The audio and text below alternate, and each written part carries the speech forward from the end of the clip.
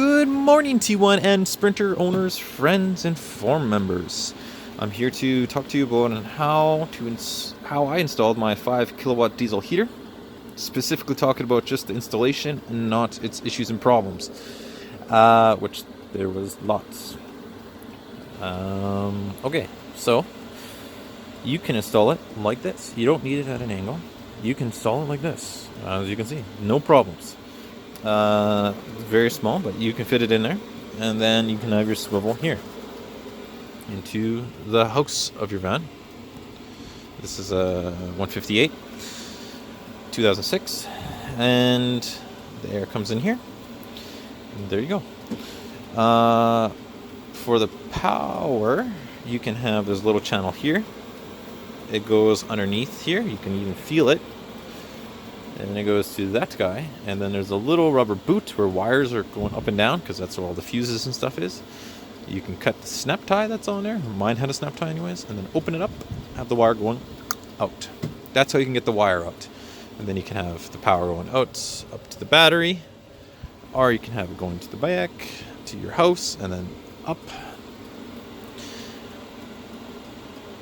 You can also have the fuel pump wire going through there. I haven't done it, but I'm guessing you could push a little fuel pump going down there, and then because your fuel tank's right there, and you have, if it's cold and you're putting the heater in, you might have the stock diesel heater line, fuel line that goes all the way to the front and up. And if you have that stock line, you could just tap into there with a triangle, just cut it, and then tap in there, triangle line. And then that's how you can connect your fuel thing.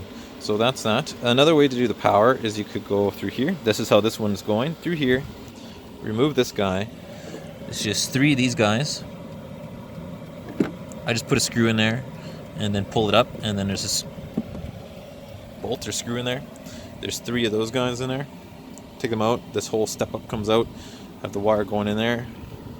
And then I drilled a C-cupped, drilled a hole right through the metal, and on both sides. Then I put a pipe through it, and then I siliconed the pipe on both sides, or spray painted it and then siliconed the pipe so it doesn't rust. Silicone's probably fine because it'll stop the oxygen. Well, no, you need a spray paint from the inside. That's right. So spray paint, silicone, and then you can have the wire going in here. This is a very common place to have an extension. This is connected, don't worry. Connected to the power thing. This is a very common place to have an extension coming out for your RV setup. It's a good place because you can get the gray water out, and it's got the window that you can install for the scene. So the kitchen setup's here, which is good because that means you have your toe kicker, and toe kicker means you have an empty space underneath. An empty space underneath means you can run the wire through all the way to underneath your bed, and voila, you can bring it to wherever your battery setup is, if you have the battery back there. So that's why that is good. It is also good because I have my screen there, and I have my screen in there because there's a temperature gauge right on the bottom. I tried to extend it, doesn't work. Temperature gauge is on the screen, which means you need it in the house of your vehicle, which sucks because that screen does not shut off. It turns on and it's got the blue light. The blue light is bad for sleeping, as we all know. Google it. It keeps you awake. Read Matthew Walker's Why We Sleep book or whatever you want to do. It's very popular knowledge. It really, really wakes you up. And it doesn't shut off. So I have my extension here.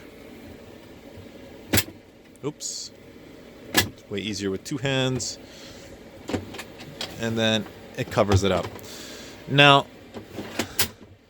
I did have different extenders on here, and the other ones were a little thinner, and it didn't close because this didn't have enough space for the screen. So that's another thing to keep in mind if you do this setup. So now it's an inside, the light doesn't blind you, blah blah blah blah. Okay, so it's the screen. Oh, the screen, the wire is not long enough to reach there. I believe, if I remember correctly, you can extend the wire about 2 meters, but I just extended the wire. There's 3 of them. You just cut it and then extend it and connect it, blah, blah, blah. And then I just have my wire running through there, up, And then, woo, boom, there, done. So that's that setup. Beautiful thing about the kicker there is you can run all your wires and you don't have to put any wires in the walls, so you don't accidentally screw into your wires. You can add things later if you forget them. Okay, so air. This guy here, I put here, it makes it quieter. I have these holes offset because when you're standing there and looking down, you can see here. But you also don't want it right in the front because you can put the seat back and you see a little bit here. Also, you don't want things landing through the holes while your heater's on, going in and causing problems. So it's nice and protected, things don't get there, it's right underneath the seat. How many holes and how big? You could just measure the diameter, put that in Google Calculator to find the area of the circle, find a bit that you might want to use, find the diameter, find the area of the circle, divide this area by that area, and you get how many holes you need. And do a little extra, just cause. And then that's nicely protected. Now for this board, you're going to have to drill your 6 holes for your seat. That's right. It's only 6 bolts. Very easy to remove. You just slide your seat back, tilt it, and then you can get to that one. And then slide it forward, tilt it, you can get to those 2. And also you remove the seatbelt bolt, which is right here. So 7 bolts to get the seat off. Very easy, very simple. But if you were to try to put the seat on right now, what's going to happen is it's going to move on you. It's going to be a nightmare. So that's why there's 4 holes here. You only need 2. I only use 2 now. And then you just screw in just to tack it in place, hold it in place so it doesn't move on you when you take this big heavy seat through the door. So that's that. Now let's look at the bottom. My hand is really cold and we'll move on. I'm not going to talk about my 3 mufflers and all that stuff. That's going to be in a different video on sound. So this is where it comes out. See, this is the main frame, and that is some kind of other metal thing. It's right in the corner. There's a metal plate that comes with these heaters. I just grindered it right so it fits perfectly. The pipe is nice and warm. I don't have my air intake on, but the good thing about this is the hose can go through this little channel, which was naturally here. And then it's got this space here that fits right here. There's normally a heat shield here, which I can show you on the other one shortly, which protects the filter from getting spray up and stuff like that, which is also really good. And there's a little metal frame here and stuff like that, so it's a nice place to put the air filter, which I really liked. This exhaust pipe comes with a little metal tip like this. You can see how long it is. It's from here, focus, from here to here, flat, and then this stuff is able to bend if you do it well enough. The thing is, if the metal piece is like this, it comes way out here and it doesn't bend into this hole. So I cut the tip of this guy off, so it just has enough for the clamp to clamp onto this guy, which looks exactly like this guy. And that's how I got that guy on. Now the exhaust, you always want it sloped downwards. You can't have any dips, and you don't want that many bends, and you don't want it that long. Those are those things, because there's only a little fan pushing air. The more restriction, you're going to have carbon buildup and other issues. So this allows it to have a gradual flow. It's got to go backwards, because when you're driving, air is going to come in. It can cause problems. This gradual flow to the outside. I'll talk about the 3 mufflers later on the sound video. So then you got the air. I'll explain that later. The fuel pump. There's this channel here. You can run the fuel line in the back there. Protected by the heat shield. This is where the heat shield is screwed into. And then you can also have your fuel line coming out there or coming out there, which I would do the next time if I did it. Now you can have the fuel pump coming down here to this guy, and then back up to to tap into your fuel line. Why are you coming down? Because you have to have your fuel filter and your fuel pump at an angle. You need that because if it's not at an angle, air is going to get trapped in there and you're going to have issues. So you need it at an angle. And then you can tap into your line, which I did right there. That's just all I had. I know it's a little big, but that's why. But you just tap into the line, and that's how you get your fuel line. So that is that. That's the installation. I'll talk to you about other things later. Oh, right.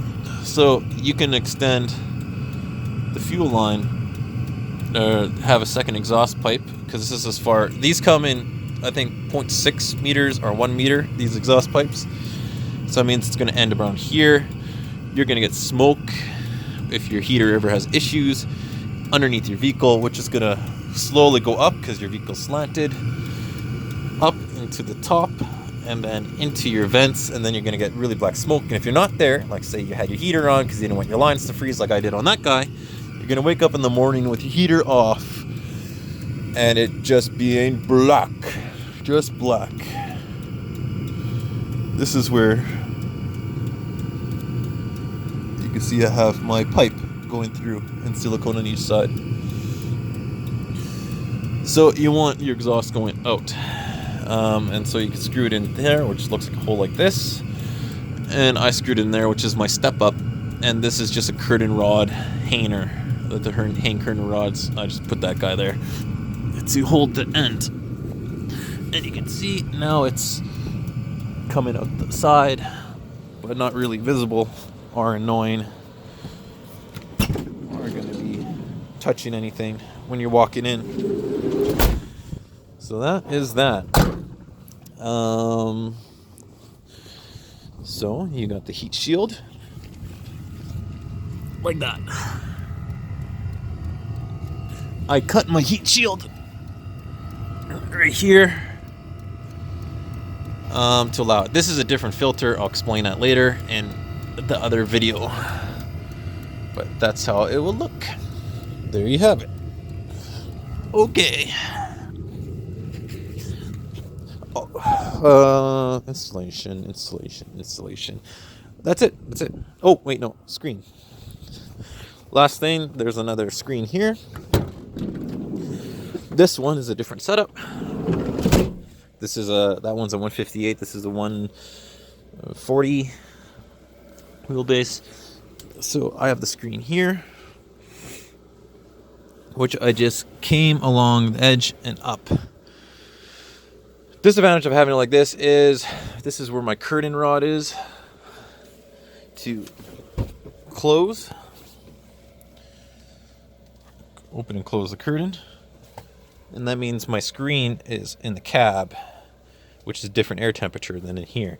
So if I put it at 16 degrees Celsius, then it's going to be really freaking hot in here. It's 16 in there.